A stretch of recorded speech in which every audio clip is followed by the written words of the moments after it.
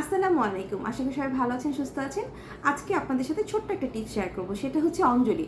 অনেকেরই দেখা যায় যে চোখের পাতার নিচে এখানে অনেক ফুলে যায় অথবা লাল হয়ে থাকে, যেটাকে আমরা অঞ্জলি বলে থাকি বাংলায়। তো এরকম হলে আপনারা কি করবেন? অনেকেরই এরকম হয় এবং চোখের উপরেও কিন্তু হয়ে থাকে অনেক সময়। তো আপনারা এক্ষেত্রে কি করবেন? একটা পাতলা কাপড় নেবেন। পাতলা কাপড় নিয়ে হালকা কুসুম গরম পানিতে পাতলা কাপড়টা ভিজিয়ে চোখে কিন্তু আপনি যদি প্রতিদিন 10 মিনিট করে দিনে 4 বার যদি গরম সেঁকটা নেন, তাহলে কিন্তু চোখের ফোলা ভাবটা কমে যাবে এবং ব্যথাও কমে যাবে। তারপরেও যদি একটু বেশি ব্যথা হয় তাহলে কিন্তু প্যারাসিটামলটা খেয়ে নিতে পারেন।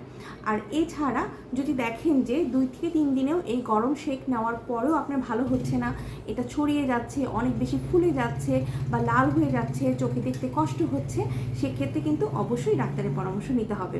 আর তাছাড়া নর্মালি দেখা যায় যে 2 থেকে 3 দিনের মাঝেই এই গরম সেঁকটা নিলে ভালো হয়ে যায়। ভালো থাকবেন, সুস্থ থাকবেন, আল্লাহ হাফেজ।